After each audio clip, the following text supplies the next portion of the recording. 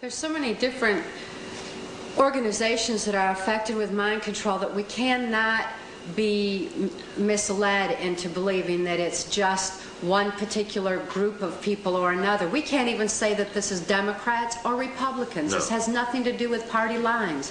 What it has to do with is a New World Order agenda. When I was under mind control, before I was rescued and my mind and my memory restored, I was totally robotic.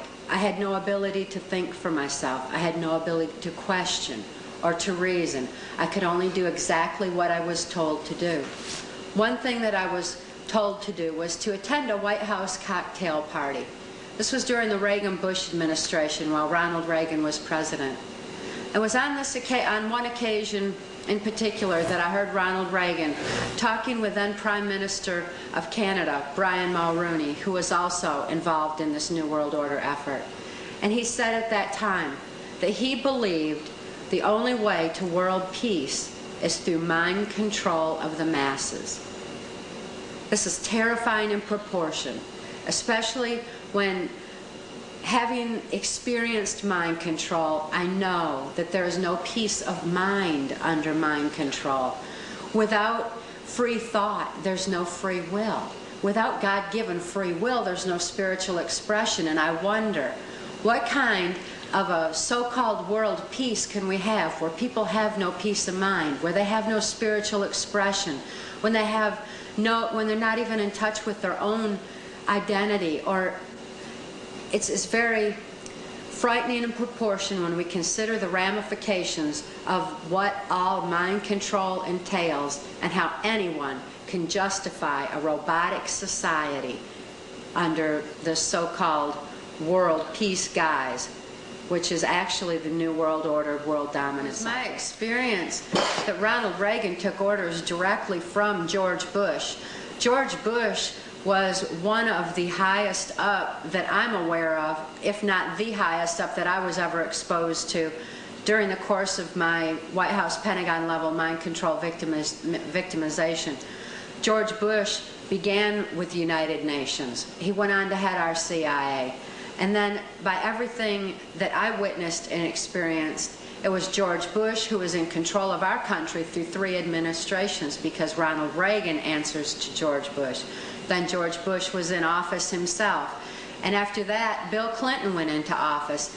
And I heard Bill Clinton and George Bush once discussing how when the American populace became disillusioned with Republicans in control of our country, bringing us into the New World Order, that Bill Clinton, as a Democrat, would be put into office. And it was also my experience to have witnessed Bill Clinton answering to George Bush. So we certainly aren't blaming everything on George Bush. There's a lot of other players that are named in our book, Transformation of America. But it's very important that people understand who's at the top of this effort so that they know exactly what the problem really is. Instead, it was a very natural process in one regard when he rescued my daughter Kelly and I in 1988. Kelly and I were safe for the first time. We weren't being hurt in any way. We saw how Mark was very gentle with his animals. His pets loved him, which was highly unusual for us. Everyone that we'd ever known abused their animals. It seems that abuse of animals and abuse of children oftentimes goes hand in hand. But nevertheless, we felt safe for the first time, and we developed a trust for Mark. This trust factor was very significant in the recovery process, because it was when we felt this kind of trust that the memories of what had happened to us all those years under mind control began flashing across our mind screen. And Mark taught me how to write out my memories, to journal them, to put them on paper. I was extremely fortunate to be able to accurately recall all those things that I'd photographically recorded under mind control, particularly on the White House Pentagon level.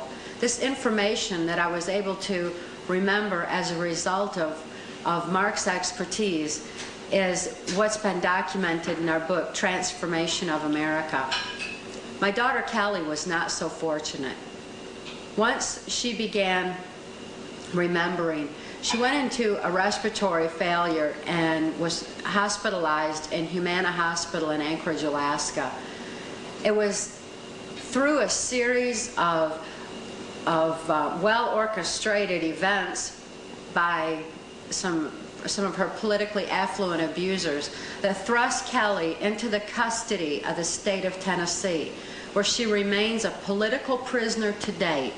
Kelly is denied rehabilitation due to who and what she knows is involved in MK Ultra mind control, due to who and what she knows is involved in her personal victimization.